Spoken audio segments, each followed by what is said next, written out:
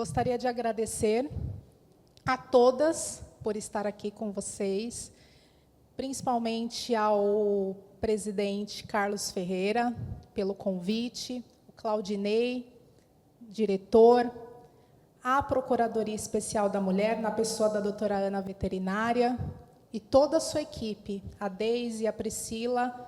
Muito obrigada por estar aqui com vocês nessa manhã, em comemoração ao Dia Internacional da Mulher. Gostaria de falar um pouquinho do meu trabalho. Sou advogada especialista no direito das famílias, especialista em violência doméstica, faço atendimento especializado para mulheres com escuta, sou colunista do jornal Região em Foco, Lares e Leis, no qual eu trago toda semana um assunto voltado para o direito das famílias e também para a violência doméstica. Atuo como advogada mentora, faço advocacia e estou muito feliz de estar aqui com vocês. Fui eleita em 4º lugar como melhor advogada digital, com produção de conteúdo no Instagram. Depois, vocês podem me seguir nas redes sociais, eu vou deixar para vocês. E hoje, eu não vim aqui apenas como advogada, como palestrante. Eu vim aqui também como mulher. Dia 8 de março, agora, no próximo domingo, nós vamos comemorar o Dia Internacional da Mulher. Um dia cheio de homenagens, um dia com flores, mas também um dia com reflexão. Reflexão sobre a dignidade de nós mulheres, sobre os nossos direitos, sobretudo o direito de nós falarmos não e permanecermos vivas, o direito de nós vivermos sem violência. E o feminicídio, ele é o golpe final. Ele interrompe uma história, mas antes dele, ele dá sinais.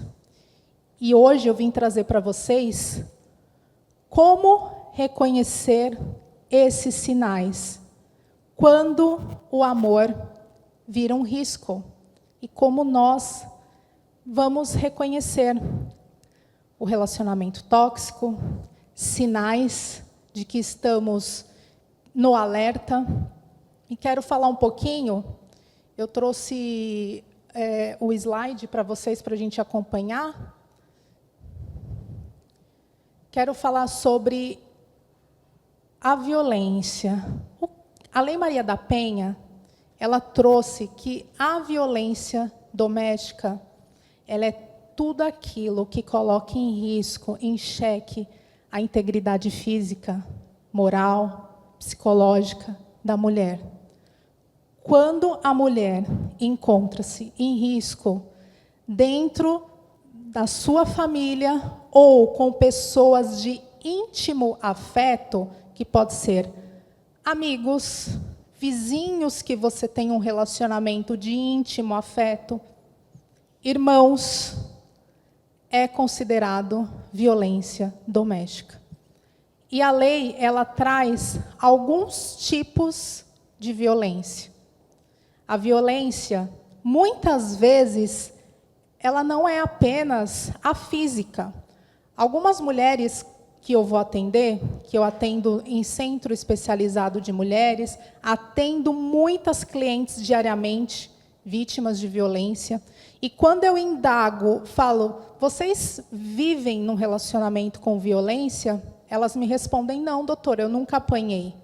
Mas a violência, ela não é só física, ela não é apenas visível. A violência, ela é psicológica, que hoje ela é crime no Código Penal, ela é moral, ela é patrimonial, ela é sexual, e a violência, ela vem de uma maneira sutil. A física nós vemos, mas a psicológica, ela vem na sutileza. E todas as violências, ela gira em torno do controle. A violência psicológica é quando o homem tenta te diminuir, quando ele tenta te controlar, quando ele fala, você é louca, isso tudo que você está falando é tudo mentira, você não vale nada, você é feia, você não presta para nada. O homem tenta diminuir a mulher na sua autoestima. O homem tenta diminuir a mulher cada dia mais. Essa é a violência psicológica. E a violência psicológica, ela é sutil. Muitas vezes, por quê? No nosso sistema do patriarcado, nós naturalizamos a violência. Achamos, ele está num mau dia. Ele falou brincando, mas não, é violência. A violência psicológica, ela acaba com a mulher. E dentro da violência psicológica, não sei se vocês já ouviram o termo gaslighting, existe até um filme sobre isso. O gaslighting é quando o homem tenta manipular a sanidade da mulher. A sanidade da mulher, falando, você está louca, isso daí não está acontecendo. Isso nunca existiu. E a mulher está tão envolvida naquele contexto de violência que ela acha que realmente aquilo não existe, porque ele faz uma manipulação na cabeça dessa mulher. E a mulher pensa que ela está ficando realmente louca. Inclusive, no filme que nós temos, do gaslighting, a luz fica piscando, e a mulher fala, a luz está piscando. E ele fala, não, você está louca, isso não existe. Porque ele tenta manipular a mulher, falando que ela é louca, acabando com o psicológico dela. Nós temos a violência moral. A violência moral são os crimes contra a honra. Injúria, calúnia, difamação. Você não vale nada. Você é uma péssima mãe. Você é uma vagabunda. Você não presta para nada. Você furtou algo determinado meu. E esses crimes enquadram-se também na violência psicológica, pois ele acaba com o psicológico da mulher. E ele também acontece na sutileza. Nós temos a violência patrimonial, que a violência patrimonial ela é a mais sutil. Deixar de pagar pensão alimentícia. Quantas de vocês aqui sabiam que deixar de pagar a pensão alimentícia é uma violência? Alguém sabia? Deixar de pagar a pensão alimentícia é uma violência, porque a lei fala que tudo aquilo que retira da mulher, subtrai da mulher, é considerado uma violência. E quando o genitor, com aquela obrigação de pagar a pensão, ele não paga, a responsabilidade cai em cima daquela mulher.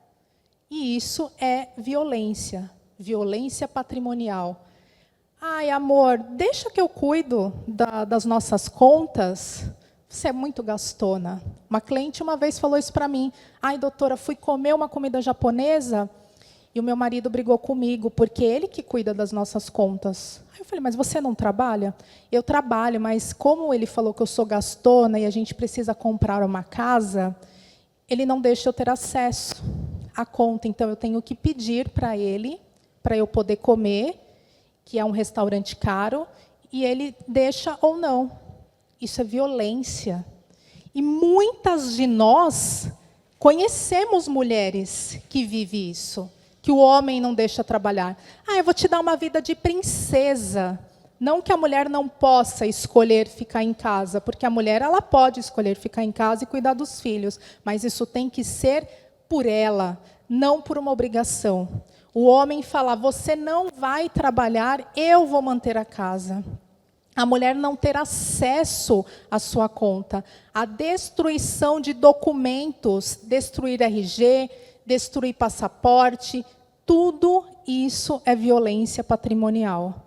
deixar a mulher sem autonomia da sua conta. Isso é violência patrimonial. E a violência sexual, que é a mais delicada, e as pessoas muitas vezes normalizam quando se é casada, porque há os deveres do casamento. E o homem quer fazer tipos de atos sexuais com aquela mulher que ela não quer. Como, por exemplo, obrigá-la a ter prática sexual anal, obrigá-la a participar de orgias, swings. Isso é violência sexual. Obrigar a mulher a ter um monte de filho, a não escolher no seu corpo, que ela não quer ter filho naquele momento, que ela queria ter um filho e não quer um monte. Isso é violência sexual. O homem estourar a camisinha porque ele quer ter filho é violência sexual. E tudo isso nós normalizamos no nosso cotidiano. Nós normalizamos como uma briga de casal, como, ele não estava num bom dia. E a violência, ela nunca acontece do nada. A violência, ela tem fases. E as fases da violência são 3. A alta tensão, que é aquela fase que, olha, você está sendo ríspido, o homem está sendo ríspido, o homem começa a fazer chantagem com a mulher, o homem começa a ser grosseiro publicamente com ela, ele começa, isso já é o início da violência, que é a primeira fase da violência. Ele começa a ser ríspido, ele é grosseiro, ele joga a comida no chão. Atendi uma cliente que ela falou que ficou fazendo janta e ele chegou nervoso e aquela janta que ela serviu para ele lá no prato, ele tacou no chão. Isso é o início de uma violência. É um sinal, é a primeira fase. A segunda fase é o ato da violência. O ato da violência, de violência moral, patrimonial, a física, é o ato no qual o homem vai e age contra a mulher, psicologicamente, fisicamente. É o ato da violência. E a terceira fase, que é o que faz muitas mulheres permanecerem dentro de um relacionamento e não conseguirem romper um ciclo.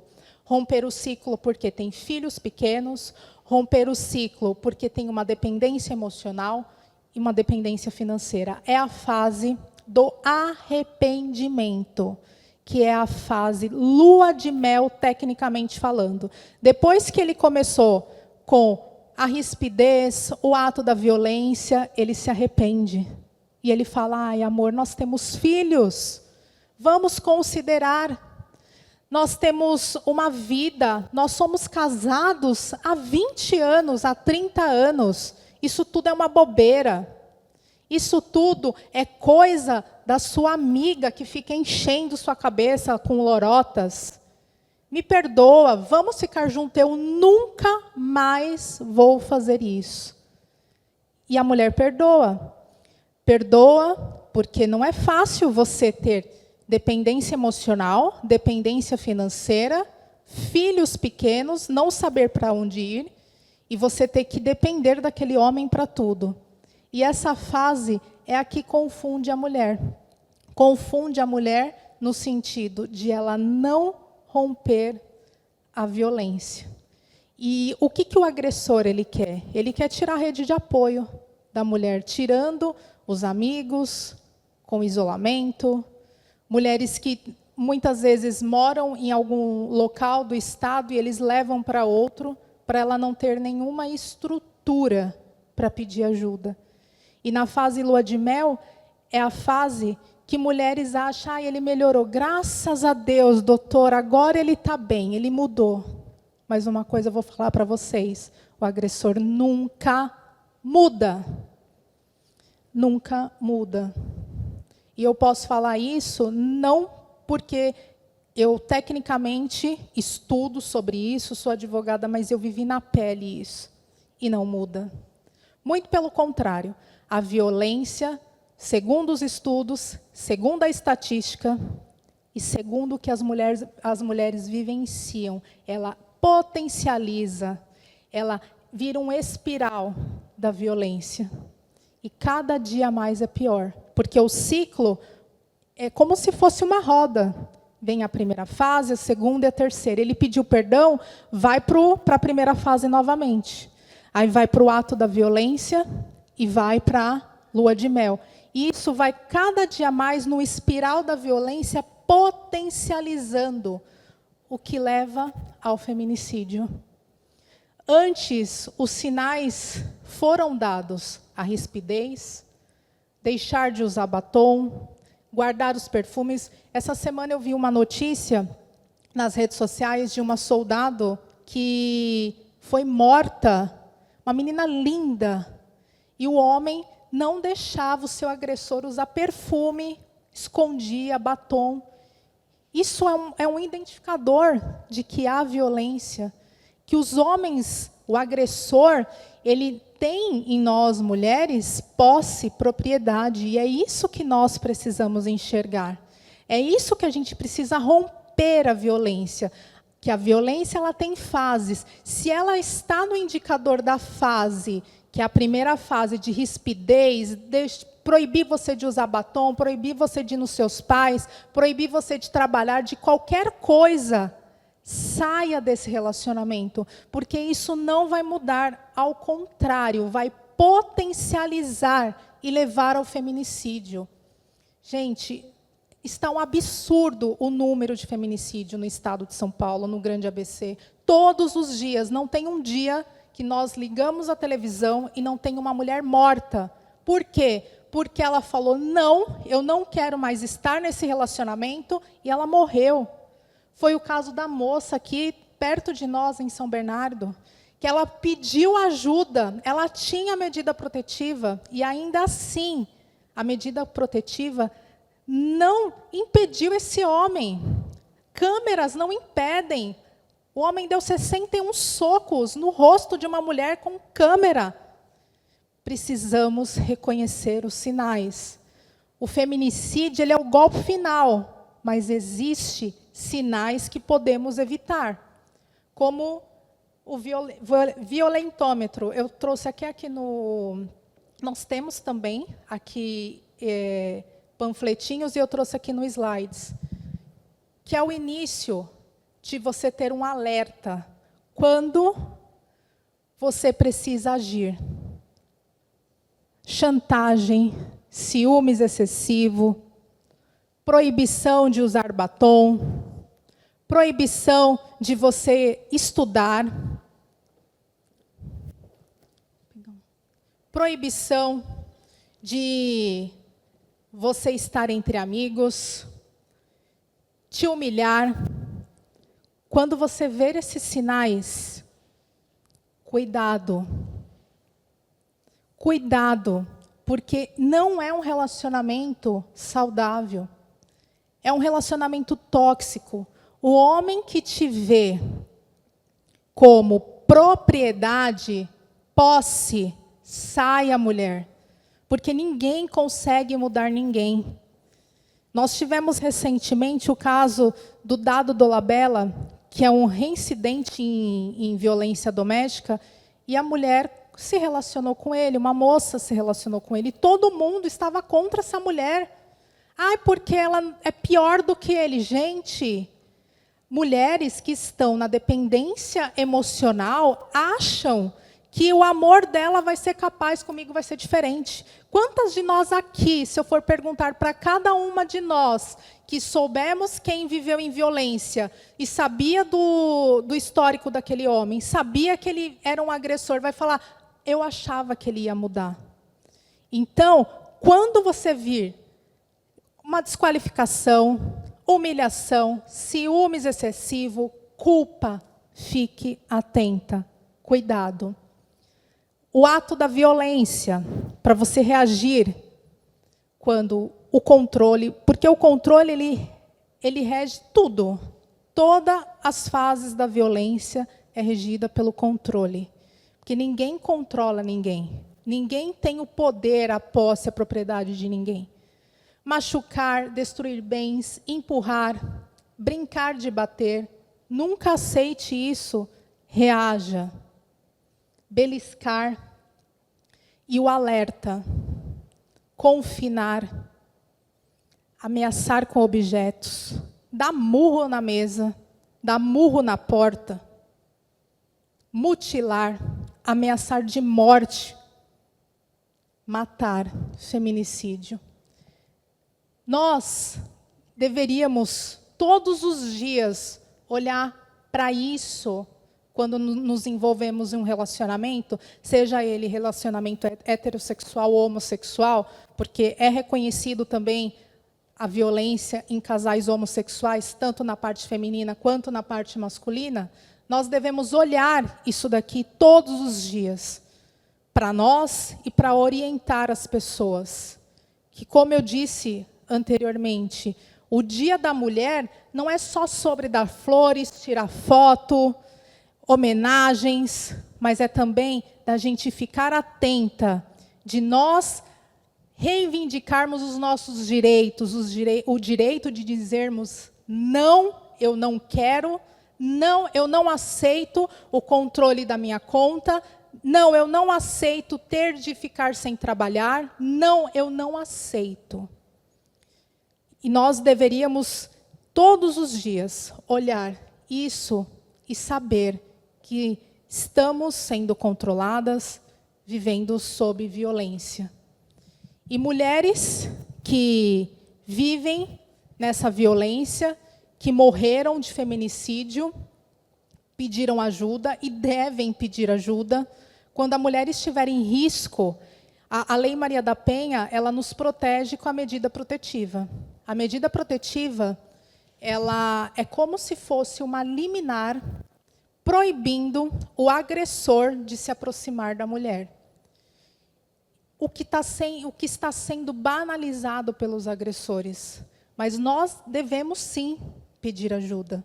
E a medida protetiva, ela é feita através do registro, o requerimento, através do registro de boletim de ocorrência, em uma DDM, Delegacia de Defesa da Mulher, ou em qualquer delegacia, qualquer.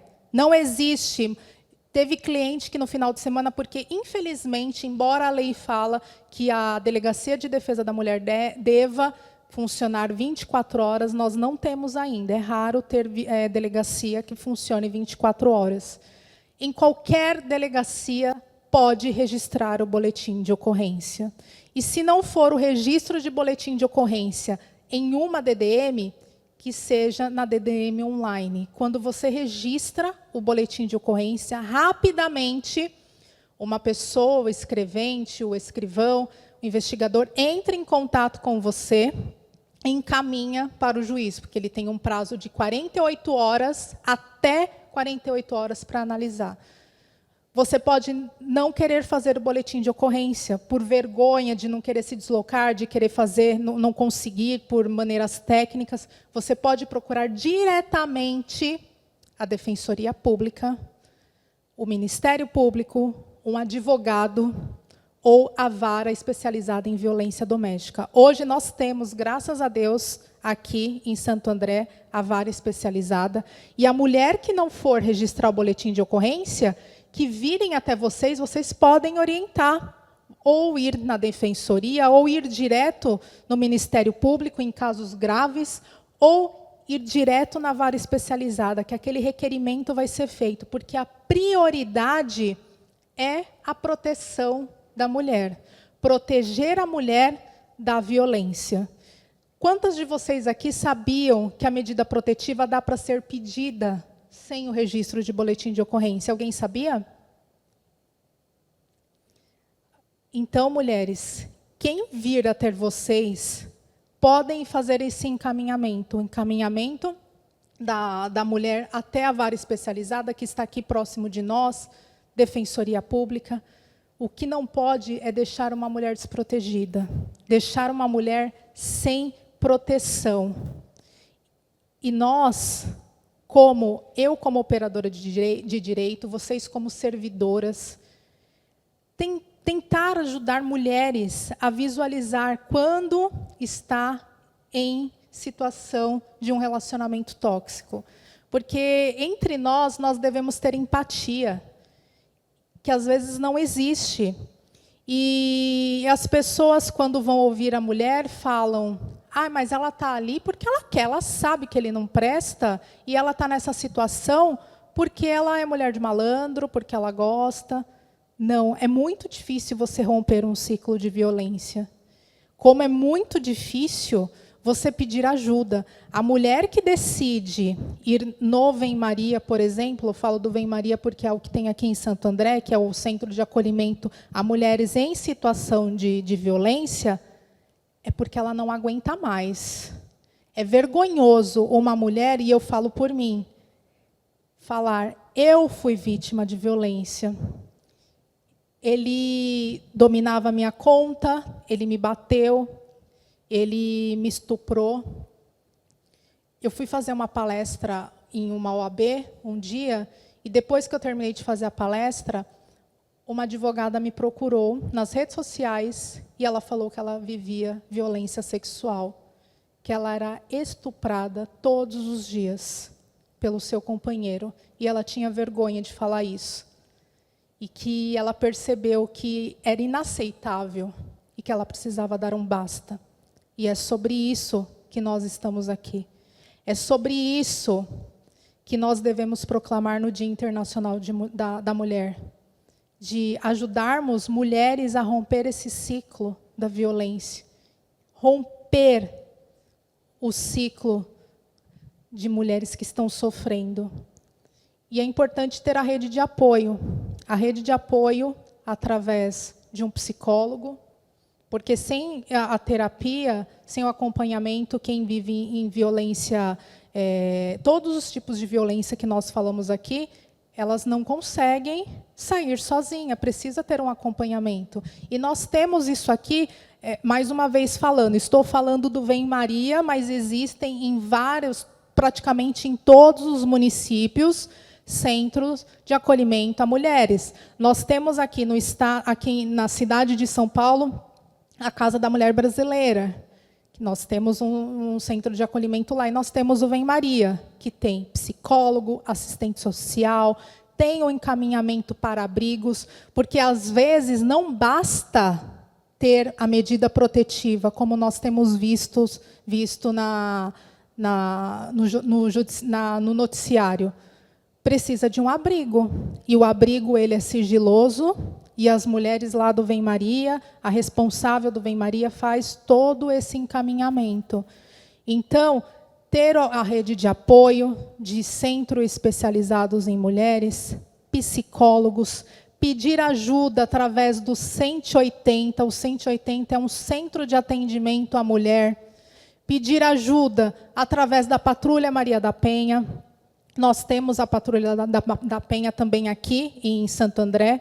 E a Patrulha Maria da Penha, não sei se vocês sabem, qual que é a função da Patrulha Maria da Penha. A função da Patrulha Maria da Penha, é fiscalizar a medida protetiva. Fiscalizar este homem que tem a medida protetiva.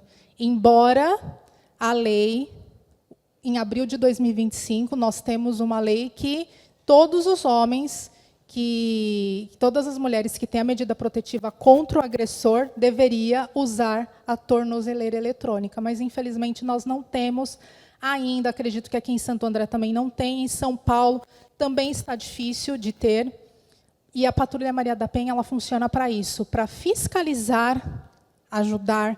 Nós tivemos um caso aqui, e outros diversos, que pediram ajuda para a patrulha e conseguiu ser apenas uma tentativa de feminicídio, e não ser. Nós estamos com feminicídio 0 aqui em Santo André. Graças a toda a equipe multidisciplinar, gostaria de parabenizar a cidade de Santo André, que todos os dias se empenham para ajudar mulheres que sofrem violência, em todos os sentidos.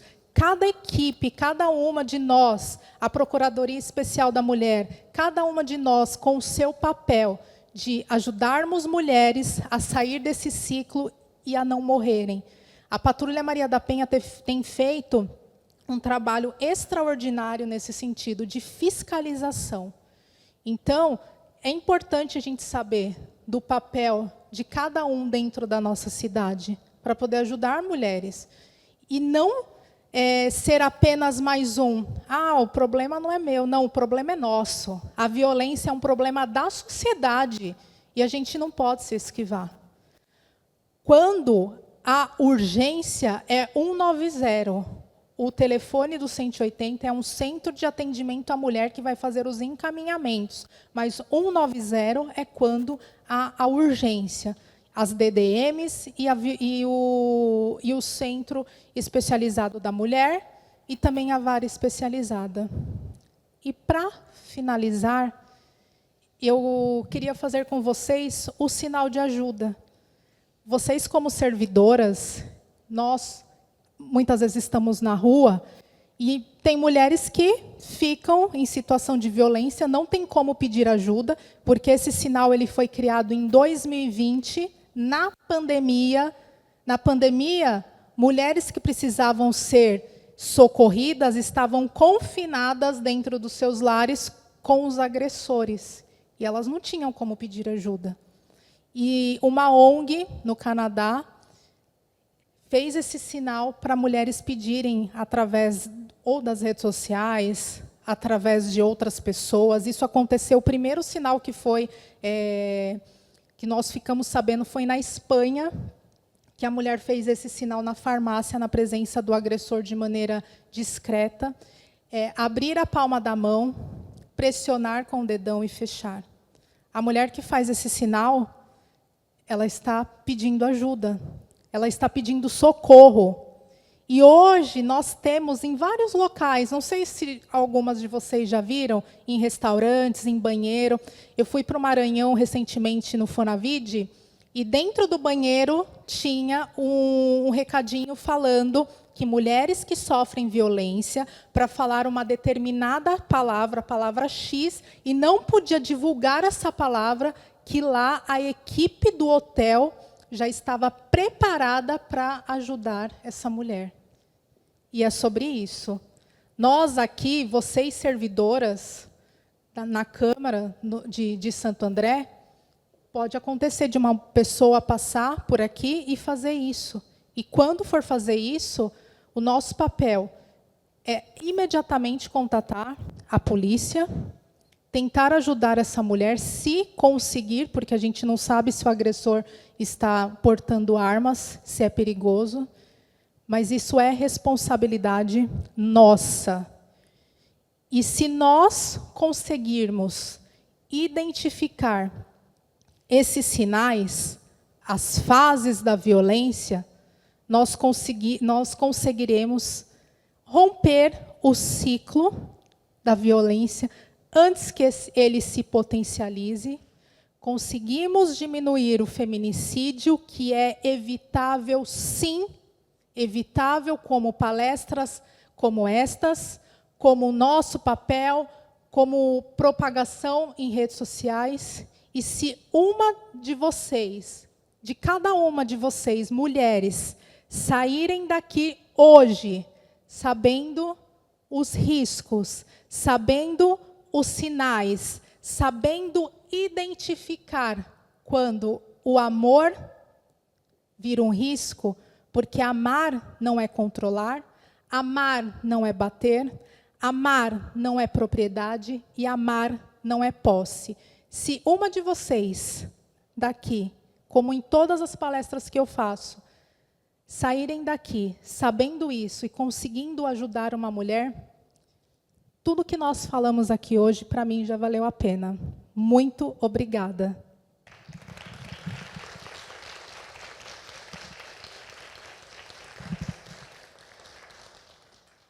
E tá as minhas redes sociais, os meus contatos, quem quiser entrar em contato comigo. Feliz Dia Internacional das Mulheres para todas nós, para que possamos viver em dignidade, com respeito e podendo falar, não, eu não quero mais estar neste relacionamento e continuar viva. Feliz dia para nós.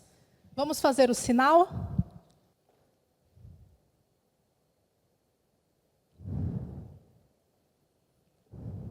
Basta a violência contra a mulher. Por favor, parem de nos matar. Gostaria de abrir para perguntas. Quem tiver alguma dúvida, quiser fazer alguma consideração.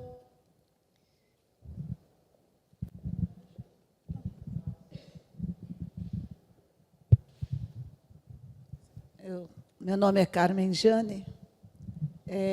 Eu gostaria de parabenizar a doutora Cláudia pela brilhante palestra e dizer que foi muito produtiva. E eu lembrei de um fato da minha mãe, Francisca, que já é falecida, quando meu pai tentou bater na minha mãe, ela sendo uma pessoa analfabeta, nordestina, negra, e criando os filhos sozinha. Quando ele tentou bater, a minha mãe foi para a rua e fez um maior escândalo na rua, e meu pai foi desmoralizado ali naquela comunidade. E eu tenho muito orgulho da minha mãe ter feito isso, e ela nos criou para nunca apanhar de homem, a minha mãe. Então, assim, o estudo não foi importante para a natureza da minha mãe, porque minha mãe já tinha uma índole, diga não à violência. Então, não precisa ter curso superior, pós-doutorado, não precisa nós entendermos que nós temos que apoiar uma outra. E a violência começa com a falta de limite. Porque quando alguém falar, eu vou controlar suas contas, é não. Você não vai usar aquela roupa? Vou usar. E ficar sem marido não quer dizer não ser feliz. O que nós precisamos é ser felizes e respeitadas. Mas precisa que uma possa dar a mão para a outra e ajudar. Porque se não tiver essa rede de apoio entre nós, mulheres, não vai adiantar a imprensa, não vai adiantar nada. Nós temos que nos apoiar. E aí nós vamos crescer. Muito obrigada pela oportunidade.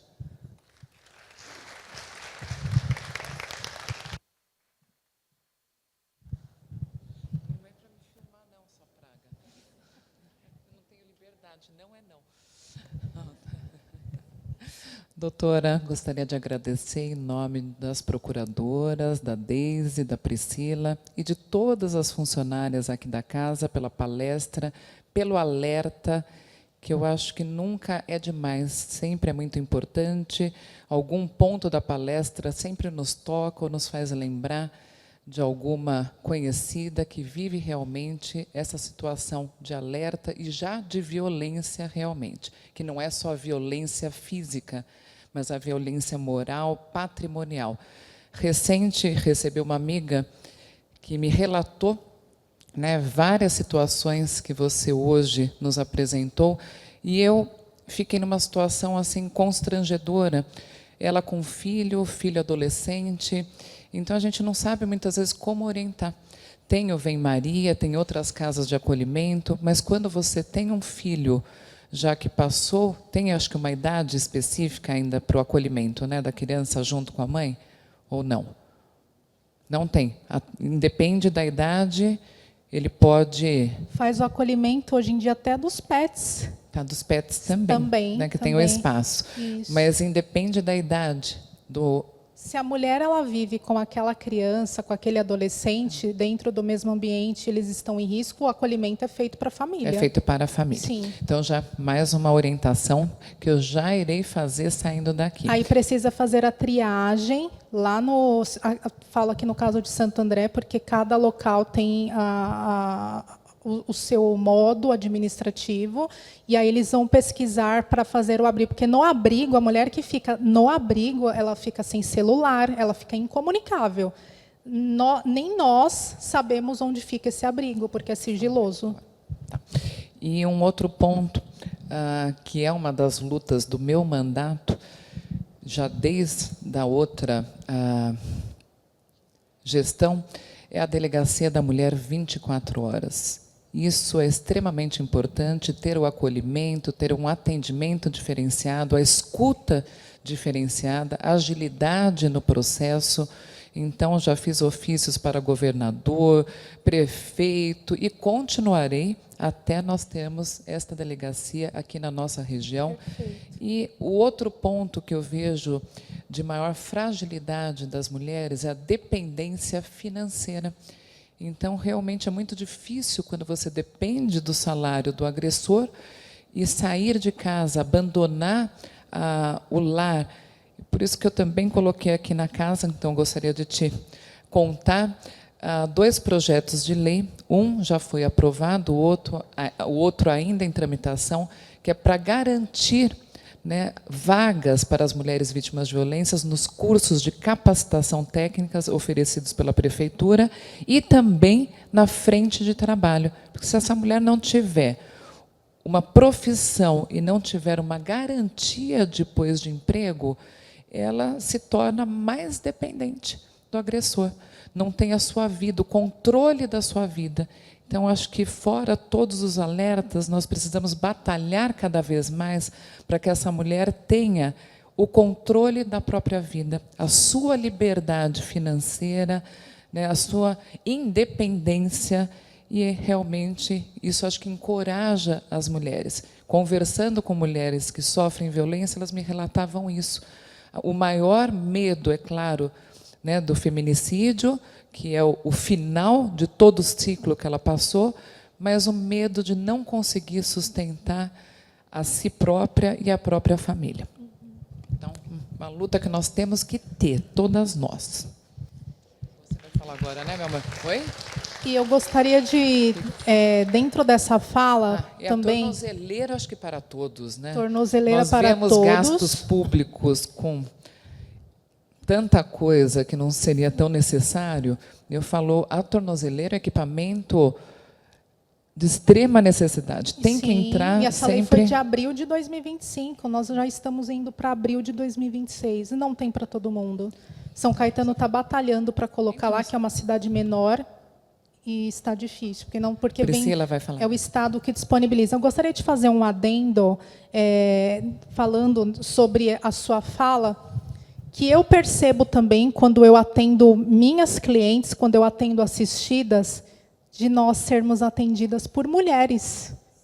Tem muita delegacia que são homens que atendem mulheres, e a mulher, a lei, exatamente a lei, ela já disponibiliza, já contém que a mulher não tem que se revitimizar. Temos também um protocolo da perspectiva de gênero, pelo CNJ, da não revitimização da mulher. E em cada lugar que essa mulher vai, ela tem que contar a mesma história e contar para um homem. Um homem que muitas vezes te olha com cara de deboche, que não se importa com a sua história. Então, a gente tem que reivindicar de ser atendida por mulheres. E na questão também de mulheres, a maioria sofre violência, a dependência financeira, de que, no momento da medida protetiva, quando o juiz ele arbitra, ele dá a pensão alimentícia para os filhos e para a mulher também, porque a pensão alimentícia ela não é só para os filhos, ela também é para o marido, porque aquela mulher também dá para a mulher em relação ao marido, porque ela depende dele. Então, no momento da medida protetiva, o juiz ele já pode arbitrar essa pensão alimentícia para a mulher, retirar ele do lar, mesmo que o lar seja só dele, principalmente se houver filhos. Se houver filhos e o apartamento, um exemplo, seja em nome dele, o juiz ele manda retirar, através da medida protetiva, este homem de lá, ela permanece e não precisa pagar aluguel. E nós temos o auxílio aqui, também estadual e também municipal, auxílio aluguel para a mulher, que, salvo engano, é o valor acho que de R$600, para a mulher que sofre violência e precisa. Lá no Vem Maria tem todas as informações sobre valores, as orientações, então é muito importante. O foco é retirar, né, a mulher do lado do agressor. Bom dia. Só um adendo quero te agradecer pela explicação tão elucidada aqui, esse informativo desse marca-texto. Eu sou ex-policial na capital de São Paulo e não trabalhei na Patrulha Guardiã Maria da Penha, mas, infelizmente, vivenciei algumas situações de atendimento, mulheres que sofrem ainda, né? Profissionalmente e pessoalmente, você ficar constrangida em atender uma amiga. Eu tive uma muito amiga, expor para vocês uma situação que é muito delicado para você auxiliar essa mulher que está sofrendo a violência. Enquanto minha amiga particular e enquanto profissional, na época, eu pedi para que ela não me contasse o que ela estava passando na casa dela, porque, enquanto amiga, eu ia ter que me postar dentro de ter uma postura para com ela. Enquanto profissional, eu era cobrada de outra forma.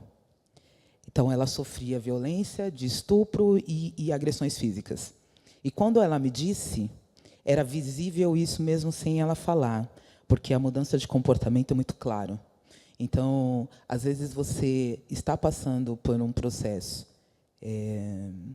de depressão, que não é tão claro. Às vezes, não é tão claro. A situação que a Carmen colocou aqui, que a mãe dela, quando o pai dela tentou agredir fisicamente, a mãe dela ela se postou com um comportamento de não, você não vai me agredir. Acredito aqui que todas nós, por sermos adultas e ter acesso a algumas informações, a gente sabe que, para uma mulher que é branca e em que a marca fica visível no corpo, para uma mulher negra ficar com essas marcas no corpo e ter essa identificação de claridade, normalmente a gente muda o comportamento primeiro. Então, quando você está no processo de depressão, você muda o comportamento. Eu acredito aqui, eu sou recém-chegada, mas acredito que muitas das mulheres que aqui me veem, é muito raro me ver não sorrindo, não falante, não espontânea. O dia que isso muda, e isso muda com as amigas, muda com as pessoas que estão próximas da gente, ela muda o comportamento. Ela é sorridente, ela é falante, ela é espontânea, ela fica quieta, ela fica no canto dela, ela fica chorosa, e aí você vai perguntar: o que está acontecendo? Ah, eu não acordei bem. Ah, eu não dormi bem. Então, esses detalhes pequenos, que para nós é muito visível, porque o nosso senso do sentido ele grita com a gente. Então, eu só queria colocar aqui, fazendo um adendo, dentre as informações que a senhora colocou, trabalhando na capital de São Paulo, a Casa da Mulher Brasileira ela tem um atendimento especializado, 24 horas, o que, particularmente, eu não acho justo tirar a mulher de dentro da casa, o agressor fica lá. Não necessariamente isso acontece o tempo todo, mas tirar aquela mulher do ciclo de violência é mais importante do que manter ela na casa que ela vive. O Centro da Mulher Brasileira, às vezes, não é tão fácil o acesso, principalmente no Grande ABC ou fora da capital, mas é um atendimento em 24 horas. Então, você não precisa ir lá com uma viatura. Você pode ir de meios próprios. Você pode pedir ajuda. Você pode identificar que aquela pessoa está passando pelo problema de violência e ela mesma não precisa denunciar. Então, qualquer um de nós que vivencia e consegue observar que aquela mulher está passando por violência, pode denunciar. 180, ele também funciona 24 horas, é específico para esse atendimento. O 190 ou o 153, que é um complemento que eu queria colocar aqui, eu fui GCM na cidade de São Paulo. Então, tanto o 190 quanto o 153 é de atendimento 24 horas e dão um atendimento similar para essa mulher que está passando por violência, para essa mulher que está mudando o comportamento, para essa mulher que só está triste, para essa mulher que não dormiu bem. É muito delicado a gente se omitir, eu digo por experiência, porque neste caso, com a minha amiga, eu fui omissa, porque eu não quis. Eu tinha todo o acesso para atendê-la como minha amiga ou como policial. Eu fui omissa em não atendê-la, porque ela não me permitiu e eu quis respeitá-la. Então, eu pedi para ela, não me traga as informações do seu casamento. Porque, enquanto sua amiga, eu sei o caminho. Enquanto profissional, também sei. E o dia que eu vier na sua casa e ele estiver aqui, eu não vou ter um bom comportamento de política de boa vizinhança para com ele. Hoje, graças a Deus, ela está bem, separou do rapaz, sofre um pouco dessa violência, porque ele não paga a pensão direito para com os filhos dela, mas ele saiu da casa. Então, dos males o menor, ele chegou a ser preso, não por uma medida de protetiva, que essa medida protetiva, na minha opinião, dentro do que eu vivenciei, é muito falha. Infelizmente, é muito falha. Você tirar a mulher da casa dela, ter a medida protetiva, e ainda assim o agressor ter acesso a essa mulher, que, infelizmente, até na casa da mulher brasileira, a gente já teve agressores por lá. Então, é delicado. Então, eu quero complementar do que foi falado aqui, o grau de importância da intervenção para com a ajuda de uma mulher para com a outra. É difícil, mas não é impossível. E aí, a hora que ele percebe que ela não está sozinha, as coisas mudam. Muito obrigada. Sobre a rede de apoio que nós falamos, né? A Casa da Mulher Brasileira estavam querendo até trazer para Santo André. Eu não sei como é que está, pelo menos o ano passado, estavam em andamento com a nossa deputada, a Caroline, e eu não sei como que está o andamento, mas lá realmente é fantástico. Lá, quando a mulher chega lá pedindo ajuda, ela passa por um psicólogo, assistente social, lá tem a delegacia, tem a promotoria de justiça, tem o fórum, tem tudo lá. Inclusive, lá tem um abrigo que é o temporário para encontrar a mulher. Só que, sim, tem a DDM também. Só que, às vezes, eu te falo isso por experiências, eu também não acho justo a mulher ter que sair de casa, mas a medida protetiva é para afastar ele do lar. Só que existem casos que, embora exista essa medida protetiva de afastamento, de ele não poder se aproximar, geralmente são 300 metros, isso não funciona. A mulher está em risco, por isso o abrigo. Eu falo isso porque eu atendi uma mulher, final do ano passado, uma assistida, e ele ameaçou, inclusive, os filhos de morte. Ele falou, eu vou matar, ele andava com uma faca, ele andava armado, eu sei onde você trabalha, você peça as suas contas. A mulher estava desesperada. Então, qualquer lugar que ela fosse, ela ia morrer. Então, ela precisava ir por um abrigo. Então, é importante. Não é justo ela perder a sua vida, mas, às vezes, é necessário.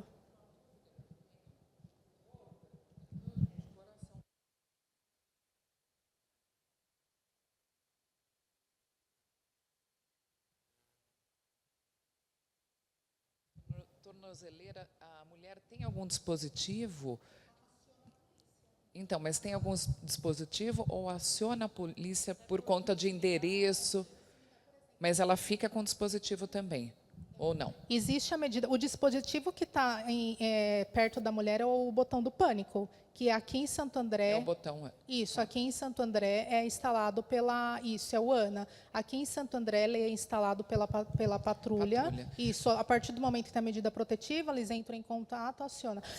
A tornozeleira, ela aciona a polícia. É porque a tornozeleira ela já existe para casos de os homens que estão saindo de livramento condicional. A polícia tem aquela decisão de, por exemplo, 300 metros. Se ele estiver se aproximando daquela área, apita e alguma patrulha, alguma polícia que está em volta já vai ao encontro dele. Por exemplo, cadastro, áreas determinadas. Sim. Fica um cadastro do trabalho desta mulher e da residência. Isso, exatamente. Mas se ela estiver num shopping, na rua... Aí não... É falho. Até A tem minha uma ideia policial era ter, aqui que ela pode falar né? melhor para a gente. É assim que Então, porque é. eles sabem também, né, que ele não pode chegar perto da casa ou do trabalho a 300 metros, que vai ser acionado por conta da tornozeleira. Mas ele pode ir na feira, ele pode ir no shopping, na casa da irmã, da mãe. Por isso que eu acho Por que isso é tinha que interessante ter até a mulher. um aparelho com a mulher, né, ou de um chip, Um um GPS, chaveiro, é. isso, que aí sim, se ele estiver se aproximando, ele pode estar seguindo essa mulher. Então, se ele se aproximar, já solta o Mas alerta. nós temos isso no botão, né? O botão, nós temos Mas o aí ela tem que ver o agressor, para poder acionar ele através não é do botão. automático, ela tem que apertar. Inclusive, teve um caso aqui em Santo André, acho que vocês viram o que aconteceu de uma manicure, que ela foi esfaqueada, e ela acionou o botão do pânico, ela pediu para um colega de trabalho acionar o botão do pânico, e rapidamente a Patrulha Maria da Penha chegou, em 7 minutos ele foi preso, ele está preso até hoje e vai para júri. Vai ter júri popular esse ano em relação a isso. Então, tem o botão, só que ela precisa acionar. E seria interessante, na tornozeleira, ter mesmo, acho que seria até um projeto interessante. Nós vamos colocar. Para quando, como se fosse um GPS, né? Para a gente Pela tentar, proximidade. gente, porque assim. Se essa mulher não está vendo o agressor, Sim. e ele chega em um endereço diferente, ela está sujeita. Eu atendi uma cliente esse Já faço o ano projeto. que o agressor ele queria de todo modo revogar a medida protetiva e ele não conseguia. O que ele fez? Ele montou como um cenário que ele estava indo na escola, assistir a criança, era dia dela ficar com a criança, ele ligou para a GCM falando que ele não era o perigo, porque ela foi no lugar que ele estava, e, na verdade, não era isso. Ele montou todo um cenário para que, falando, tá vendo como eu não sou perigoso? Exatamente.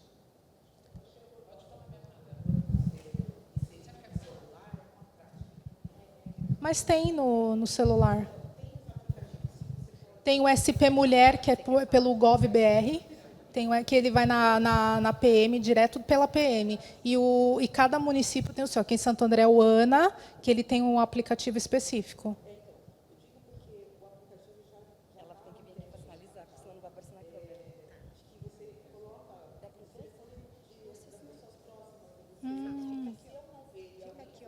Ótimo. Que legal. Meninas, tem mais uma. Uhum. Bom dia a todas. Gostei muito da palestra. E tinha muitas informações pelas quais eu não sabia. Eu sou uma mulher surda. E eu passei no concurso faz um mês aqui, né? Então tem muita coisa que eu estou aprendendo. E hoje eu quis pensar e refletir, porque a maioria das mulheres que têm problemas em casa, com dependência financeira, dependência emocional, entre outras, e eu estava aqui refletindo, porque eu sou uma cidadã, eu também voto, eu tenho os meus direitos, e eu gostaria de pensar principalmente sobre a comunidade surda. Porque eu vejo como que o atendimento vai ser feito para as pessoas surdas. Porque as barreiras são incansáveis em todos os espaços. Então, como que é a questão da polícia, como que é a questão dessa comunicação, que, né, isso já aconteceu comigo, de eu tentar fazer um atendimento na delegacia da mulher, e foi muito difícil eu tentar explicar tudo o que eu estava passando, e a comunicação não fluía. Eu não consegui contar com todos os detalhes tudo aquilo que aconteceu comigo. Então, teve outras situações que aconteceram. Então, eu penso o quanto que esse sistema é falho, porque é complexo para a gente pensar. Né? Eu já tive um casamento muito tóxico e eu estava tentando fazer a ligação para a polícia, para que a polícia pudesse vir, mas eu não conseguia fazer esse atendimento, né? Porque, na verdade, foi quando eu morava em Brasília, na época, né? Mas aqui em São Paulo, a gente sabe também a quantidade de pessoas surdas que passam por isso. Então, eu tento ligar no 180, como é que eu faço? Como que eu chamo a polícia para vir intermediar uma situação dessa? Como que eu faço esse tipo de alarme? Eu não consigo fazer isso. Então, a acessibilidade falha nesse processo. Nós, como mulheres, a gente realmente precisa se unir, mas nós precisamos ainda mais acessibilizar essa comunicação para as pessoas surdas, principalmente na delegacia, as ligações. Eu sei que, às vezes, pode ter alguns centrais de intérpretes, mas que, às vezes, alguns lugares não funcionam. Então, às vezes, vocês não ficam nem sabendo as estatísticas de mulheres surdas que morrem em questões disso. Então, eu percebo que nós, como...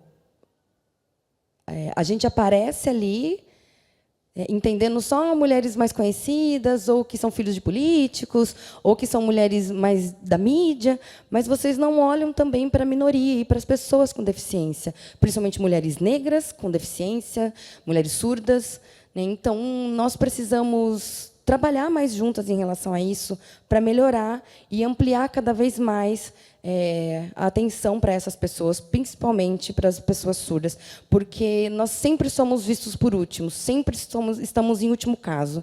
Então, eu gostaria muito que vocês pudessem me explicar como que nós podemos fazer para melhorar essa luta e ampliar mais esses processos para as pessoas surdas, porque eu, como uma mulher surda, eu sou barrada em todos os lugares, né? E eu fico pensando, parece que eu já morri, porque eu não sou vista, né? Parece que eu não tenho vida. Então, é isso.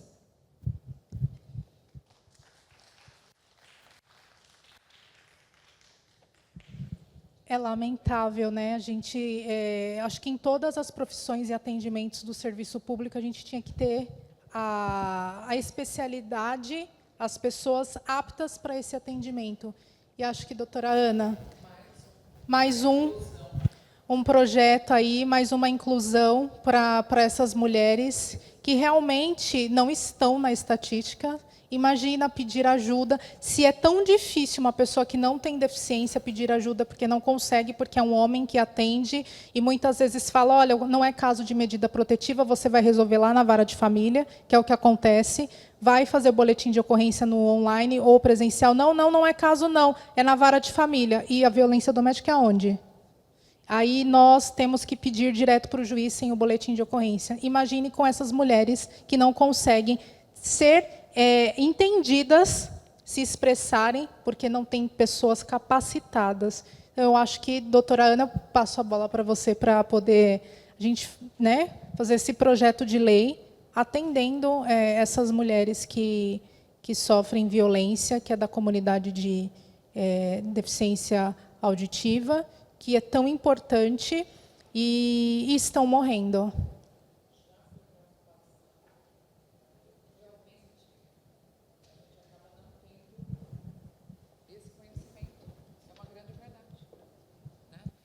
Não nos chega, muitas vezes, essas situações, como ela bem colocou. São as últimas pessoas a serem realmente vistas. Então, tem aqui o meu compromisso quanto a isso, de colocar aqui mais essa inclusão junto ao projeto, não somente da Delegacia 24 Horas, a tornozeleira, e mais este ponto tão importante, é nossa obrigação dar voz às pessoas que sofrem com a deficiência, que sofrem com a violência. Então, esse vai ser um compromisso aqui na cidade.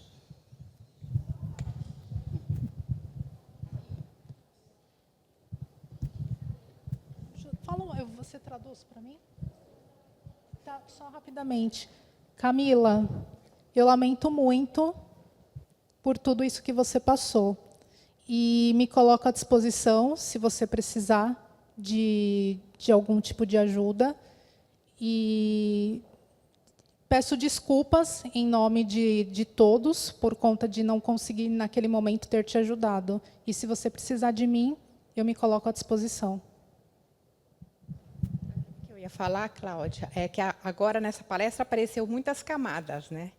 Então, acho que a camada mais próxima da gente, como mulher que trabalhamos aqui na Câmara, é estar atenta umas às outras, né? Porque, às vezes, a gente entra num relacionamento abusivo e não se dá conta, porque a gente tem aquela ideia do amor romântico, do príncipe. Então, quando a gente conversar com uma colega e perceber que ela está entrando num relacionamento abusivo, como amigas, fazermos um alerta e nos ajudarmos aqui, né? Que é o possível no momento. Perceber, e quando a né? doutora Ana fizer os projetos, nós vamos avançar mais ainda em relação à inclusão. Sim. Quando a gente fala em violência, sempre tem algo a mais. É uma palestra, acho que de 5 horas, porque são muitas coisas, informações relacionadas à guarda. Tem mulher que não sabe que a guarda ela é unilateral. E realmente, aquilo, quando você perceber o risco, principalmente os alertas desse folheto, do que eu falei, alertar uma mulher, perceber aquilo que como se chama? A Carla bem falou, perceber os sinais da sua amiga, que às vezes ela não quer falar, e você poder ajudar a ligar no 180, o 180 ele vai fazer toda essa investigação, mas precisa que a mulher registre o boletim de ocorrência. Não precisa da denúncia, eles vão investigar, sim, eles vão investigar, que é o primeiro passo. Existe uma investigação para isso, e aí eles vão analisar. Exatamente. Doutora Cláudia? Aqui. Oi, colega. É muito importante observar a mulher e ficarmos unidas, mas o mais importante é ter tempo para ouvir a outra mulher. Porque uma mulher foi procurar a outra para desabafar. Aí ela disse, eu estou atrasada. Quando ela voltou, a mulher tinha se suicidado. Precisamos ouvir uma outra. Ouvir. Se precisar dos meus ouvidos, eu estou aqui. Eu consigo ficar 2 horas assim, escutando. Empatia, né? Eu tenho essa possibilidade. Estou aqui. Policial, depois eu quero falar contigo, tá? Só estou chateada porque não pode ter 2 negras bonitas no mesmo espaço, né?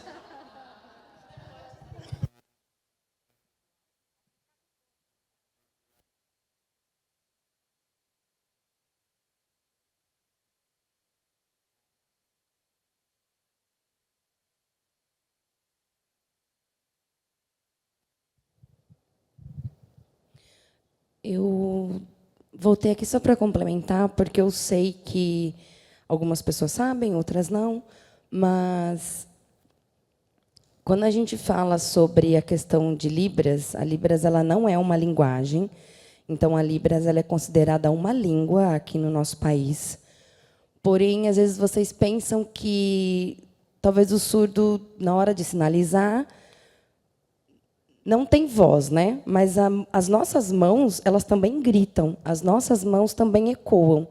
Então, às vezes eu entendo que por conta de não conhecer como que funciona, mas a nossa língua é a mesma coisa do que a língua de vocês, como a língua portuguesa, tá? Então, às vezes eu vejo que as pessoas mesmo pensam essa questão de que não é porque o surdo sabe a língua de sinais que ele vai saber o português também. São línguas diferentes e também nós temos essa questão da diversidade da língua, né? Então, nós temos surdos que sabem português, sabem Libras, tem surdos que só sabem Libras e não português.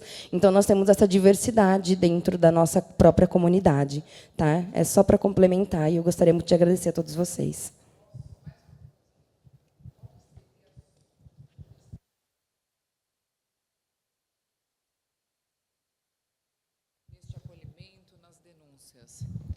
Eu gostaria de perguntar qual seria a sugestão, a melhor forma de realizar essas denúncias para a sua comunidade, para facilitar, na verdade, esse processo, para ter agilidade, que daí eu preciso saber quem realmente conhece, porque não adianta eu criar um projeto que não seja efetivo, que também não atenda, né, a sua realidade. E de tantas outras mulheres que possam vir a passar o mesmo processo. Se pudéssemos até conversar, marcar uma outra reunião, deixar o seu contato, junto com as meninas aqui da Câmara, que eu já peço auxílio de vocês para esta reunião, ela trabalha com a Deise, né? Está trabalhando com a Deise? Tá. Então, estamos todas aqui unidas na Câmara e vamos fazer essa reunião em conjunto, tá? Para você trazer a sugestão, se você puder conversar também com outras mulheres e trazer outras sugestões em relação a esta emenda que irei fazer, projeto de lei.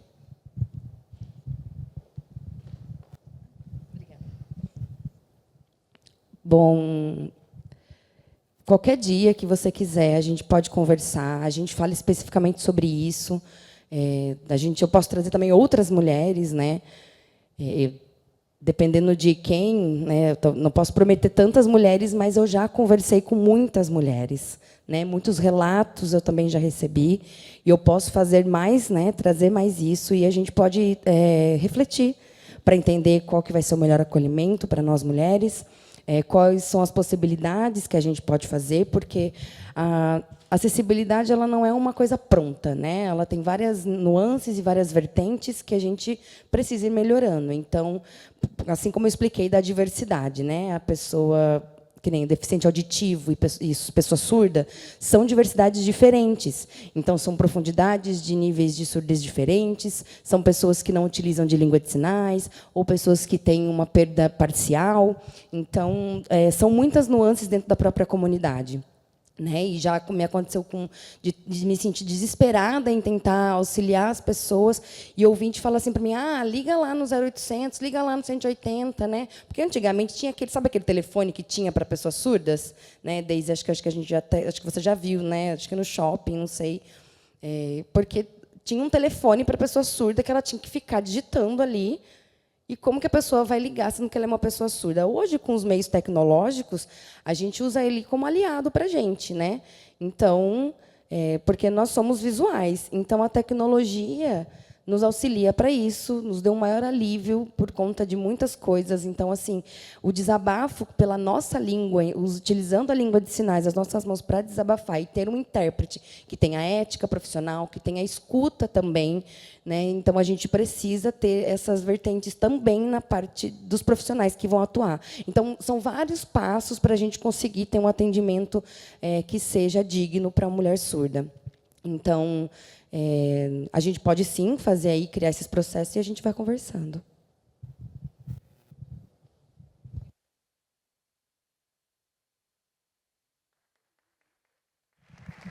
Muito bom.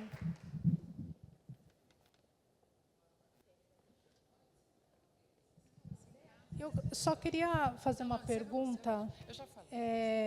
Eu já acompanhei alguns clientes de uma parceira no Rio de Janeiro que tinha deficiência auditiva, surdez, e não eram todos que sabiam escrever. E, como ela bem disse, e até assim, na hora a gente não percebe, né, que realmente a Libras é uma língua e português é outra. Como que fica isso? Os deficientes auditivos, para você ver com ela, eles sabem escrever, a maioria, porque é uma língua diferente, é o português. E eu percebi que as pessoas que eu fiz o acompanhamento, alguns não sabiam se comunicar através da escrita.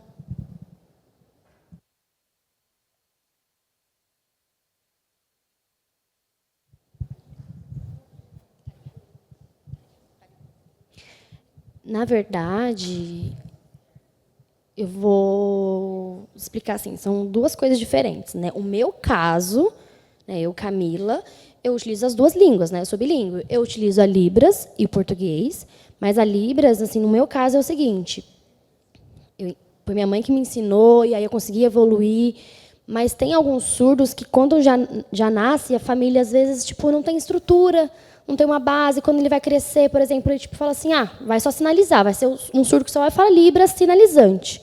Então, por exemplo, a gente vai começar a oralizar com o surdo, e o surdo não vai entender. Não é porque ele não sabe, ele não sabe o que eu estou falando, não, é porque ele entende de uma outra forma. Por exemplo, eu vou dar um exemplo melhor para vocês entenderem. Se uma pessoa fala uma língua, tipo, outra língua, vocês vão entender? Vão conseguir se comunicar com outra pessoa? Com a pessoa que fala outra língua? Ou, por exemplo, algum chinês ou um japonês vim falar com vocês, você entende a escrita deles? Vocês não vão entender, porque a gente não conhece a língua, né? Mas eu entendo que na Libras é da mesma forma. Tipo, às vezes a frase que o surdo escreve, a gramática da Libras é totalmente diferente, porque é a língua do surdo, né? Então, vocês precisam entender e respeitar isso. Não falar assim, ah, nossa, que estranho, olha a forma que ele está escrevendo totalmente errado, que absurdo. Não, é uma forma dele se comunicar, e as pessoas ignoram eles. Então, por isso que eu quis aproveitar e complementar e explicar isso para vocês, que no dia que isso acontecer com vocês, eles gritarem socorro, para vocês pedirem ajuda, vocês tentar uma possibilidade de resolver esse caso.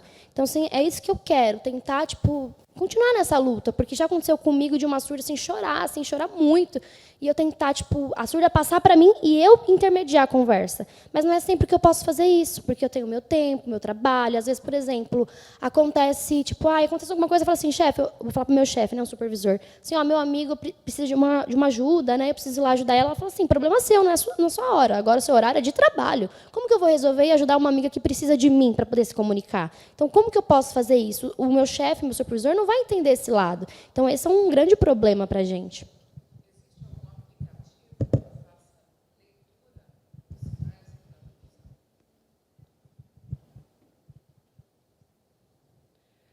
Na verdade, é muito falho. É muito falho. É muito falho.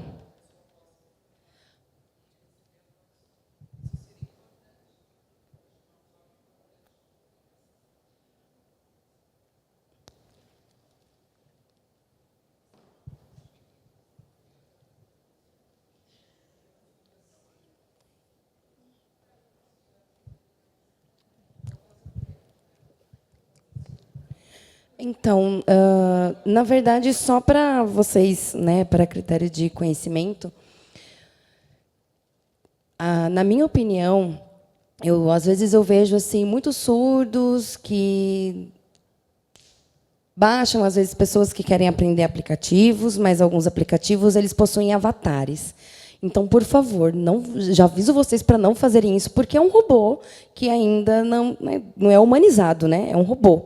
Então, o avatar ele é muito falho, por conta da questão gramatical. Eu não concordo com isso. O correto seria que, sei lá, a gente poder pensar numa criação de centrais de intérpretes 24 horas, onde eles vão trocando de turno, para que eles se alinhem com esses processos. Então, pensando, por exemplo, eu também não tenho, às vezes, muito paciência para a gente esperar intérpretes que não são fluentes, né? Tem que explicar de novo, tem que explicar... Não, porque, para ouvinte, é tudo muito rápido, né? É tudo muito bem resolvido. Por que, para o surdo, tem que contratar profissionais que não são fluentes para trabalhar e eu preciso resolver o problema e o intérprete não dá conta de entender a mensagem que eu preciso passar? Então, assim, isso é muito doloroso para a gente, porque já aconteceu inúmeras vezes comigo. Então, por exemplo, na ambulância, eu preciso ligar para uma ambulância, aconteceu um acidente. Como é que faz? Como que eu resolvo isso? Como que as pessoas... Como que eu vou fazer a ligação? Para o ouvinte é muito fácil. Eu peço socorro para alguém liga, mas eu não consigo fazer isso, né? Aconteceu uma coisa com a mudinha, porque é assim que eles falam, né? Então, isso é decepcionante para a gente, isso acaba com a nossa saúde mental. Já aconteceu comigo de eu me acidentar e eu tentar pedir auxílio. Na época, eu tinha carro e a mulher estava atravessando na rua e aconteceu um acidente e eu vi tudo, né? Estava tentando, na verdade, eu presenciei, fui testemunha de um acidente. E eu pedindo ajuda, e eu falei, olha, por favor, eu sou uma mulher surda, eu preciso que ligue, ajude, né? Porque o homem havia fugido. Só que as pessoas fugiam de mim porque não me davam atenção, porque eu era uma pessoa surda, né? Então, foi um pouco complexo até por conta disso, né? Ainda bem que a mulher estava viva, graças a Deus, eu presenciei, mas essa situação é complexa. Como é que eu faço para poder, se ela morre, né? Eu estava ali para prestar socorro e não pude prestar esse socorro. Então, talvez pensar num atendimento comunicacional, porque pensar também em empresas que atendem pessoas surdas, porque somos também clientes, né? Então, nós precisamos ter espaços abertos para receber pessoas surdas com acessibilidade fluida, para que a gente consiga se comunicar de forma completa, né? Então, esse é meu sonho. Vamos ver como que vai ser.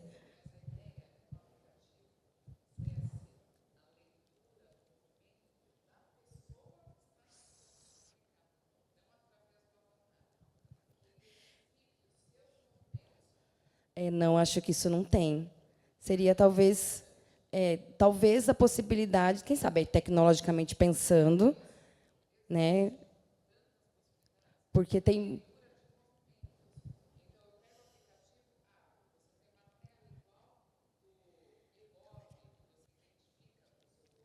Não tem como, porque, na verdade,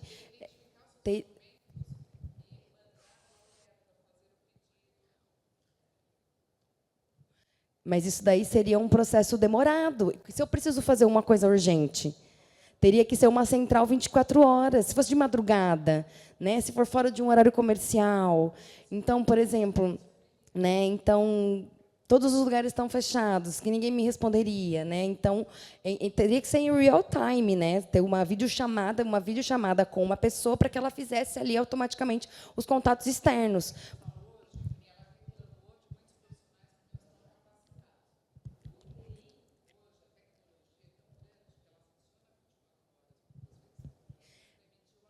Eu ainda acredito que a questão do intérprete que tenha fluência e contrate esse tipo de profissionais, sim, para a gente poder fazer esse acolhimento da mesma forma que seria um acolhimento de pessoas ouvintes. Né? Porque não sou sozinha, né? Nós temos uma comunidade gigantesca.